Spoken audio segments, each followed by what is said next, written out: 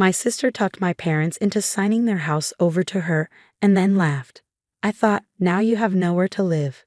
She thought she had one, until the lawyer smiled and said actually that house was never theirs to give. When she found out who really owned it, she was shocked and fell apart. I was standing in my parents' living room, staring at my sister as she smirked at me. She had her arms crossed, her head tilted, and that annoying little smile on her face. She always looked like that when she thought she had won. Well, she said slowly, like she was enjoying it. Looks like you're out of luck. Mom and Dad signed the house over to me this morning. It's mine now. I felt like the ground had been pulled out from under me. This was my childhood home, where I took my first steps, where we celebrated birthdays, where I stayed up late talking to my mom in the kitchen. And now my sister was looking right at me, bragging that she owned it and that I had nowhere to live. She even laughed, a loud, proud laugh. You should have been smarter, she said. You should have known better. I couldn't believe it. I turned to my parents, looking for an explanation or some kind of denial. But my mom wouldn't look at me. My dad just sighed and rubbed his head, avoiding my eyes. They knew what they had done, and they had done it on purpose. I clenched my fists. Why would you do this? My voice was shaking, but I didn't care. Why would you give her the house? You know I live here. You know I've been the one taking care of everything.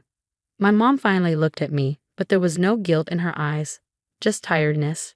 She's family, she said. She's my family too, I snapped. That's my house as much as it is yours. My sister laughed. Was, she corrected, not anymore. I had worked so hard to keep this house going. When my dad got sick, I was the one who drove him to his appointments. When my mom couldn't pay the bills, I stepped in. I had spent my time, my money, and my energy keeping this place together. And now my sister, who had never done anything for anyone but herself, had taken it from me. I gritted my teeth. This isn't over, I said. She just rolled her eyes. Oh, it is. Legally, the house is mine now. You can't do anything about it. And honestly, I think it's time you found your own place. You're almost 40, right? It's sad that you're still living here. My hands were shaking. I could barely breathe. She had no idea what she had just done, and she had no idea what was coming for her.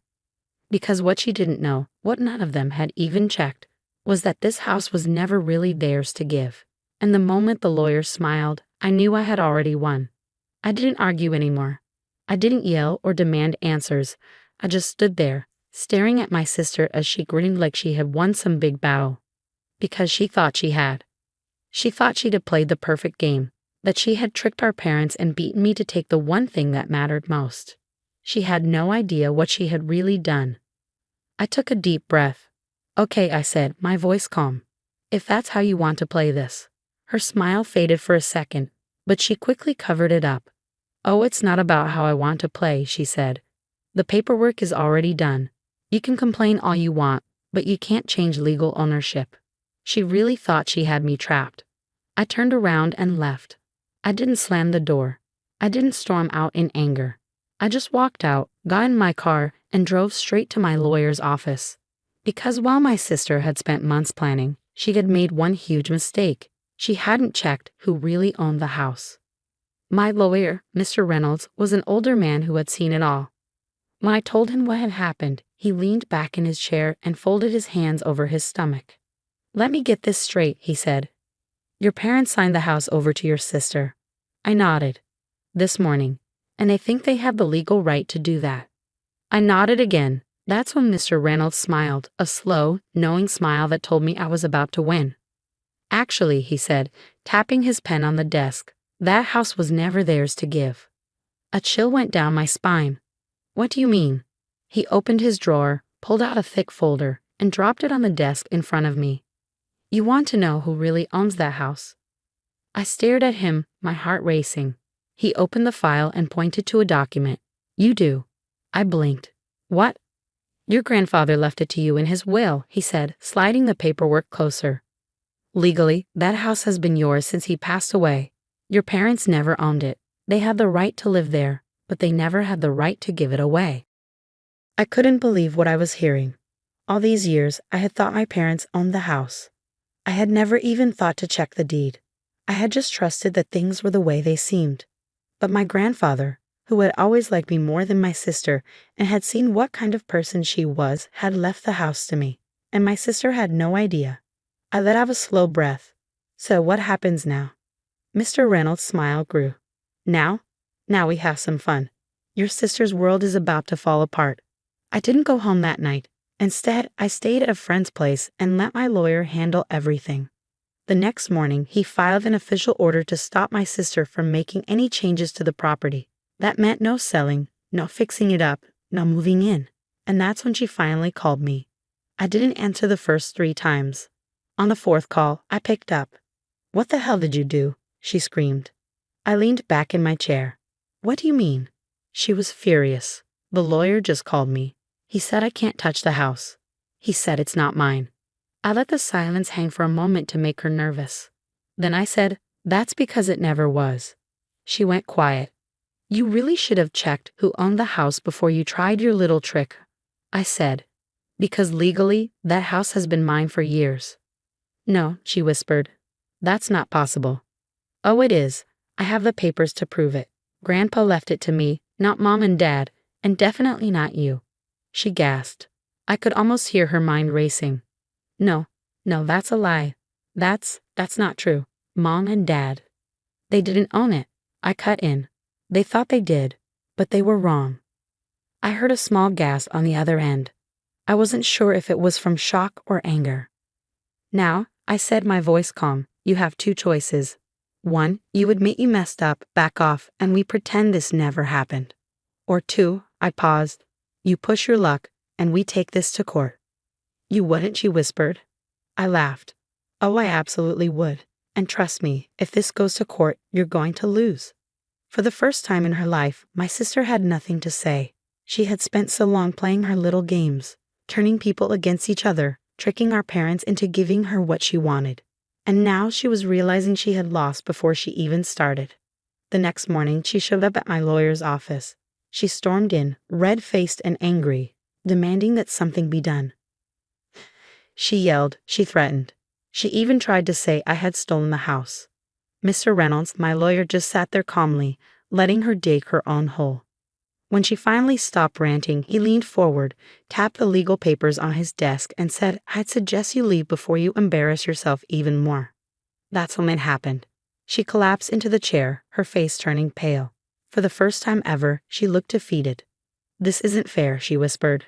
I crossed my arms. Trying to steal a house from your own brother isn't fair either. She looked up at me, tears in her eyes. But I already told people the house was mine. I made plans. I tilted my head. That sounds like a you problem. She opened her mouth but couldn't say anything. That's when I knew she finally realized it. She had lost. For a few days, my sister stayed quiet. No calls, no texts, nothing. I thought maybe, just maybe, she had accepted defeat. But I should have known better. People like her don't just give up. They find new ways to cause trouble. And my sister. She was about to sink lower than I ever imagined. It started with my parents. They showed up at my house early one morning, knocking like they still owned the place. I thought about ignoring them, but I knew they wouldn't leave. So I opened the door. My mom looked at me like I had betrayed her. How could you do this to your sister? I laughed dryly. Are you serious? She's family, my dad said, shaking his head. You're really going to kick her out over some technicality? I stared at them, trying to understand how they could say something so ridiculous. A technicality, I repeated. She tried to steal my house. She didn't steal it, my mom snapped. We gave it to her. And you never had the right to give it away, I shot back. Do you even hear yourselves? You tried to give away something that wasn't yours. They didn't respond because, deep down, they knew I was right. But then my mom tried another approach. She softened her voice, sighed like she was the victim, and said, Look, your sister made a mistake, okay? But you don't have to punish her for it. Just let her stay. I almost laughed in her face. Let her stay, I repeated. In my house? Yes, my dad said, crossing his arms. It's not like you're married or have kids. You don't need all this space. Oh, so that's what this was. They had decided I didn't deserve the house. That my sister, their favorite, needed it more than I did. And they expected me to just let it happen. I took a deep breath, trying to stay calm. Let me make something very clear. She is never setting foot in this house again. And neither are you. I went to court with my lawyer, completely calm. My sister showed up looking smug, like she was sure the judge would side with her. For the first 5 minutes, she put on a good act. She talked about how our parents had given her the house, how I was refusing to leave, and how I was being difficult out of spite. The judge listened quietly. Then my lawyer stood up and laid out the facts. He showed the real deed to the house, proving I had owned it for years. He showed my grandfather's will, which left the house only to me. And then he dropped the bombshell. He showed the fake eviction notice my sister had filed. The judge did not like that. She turned to my sister, her face serious. Miss, do you know that falsifying legal documents is a serious crime? My sister's smirk disappeared. She turned pale. You filed an eviction notice against the legal owner of the house. The judge continued. That's fraud. My sister stammered, looking at my parents for help. But for the first time, even they couldn't save her. She had lost again. But this time, she wasn't just losing the house. She was about to lose everything. The courtroom was silent.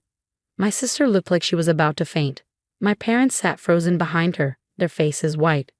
The judge tapped her pen on the desk. Miss, you knowingly filed false legal documents to try to remove the rightful owner from their home. That's a criminal offense. My sister opened her mouth but couldn't speak. The judge continued, I'm ruling in favor of the defendant. The house legally belongs to him. Also, I'm referring this case for possible charges of fraud and perjury. That was it. That was the moment everything fell apart for her. She turned to me, her eyes wide with fear. You wouldn't let them charge me, right?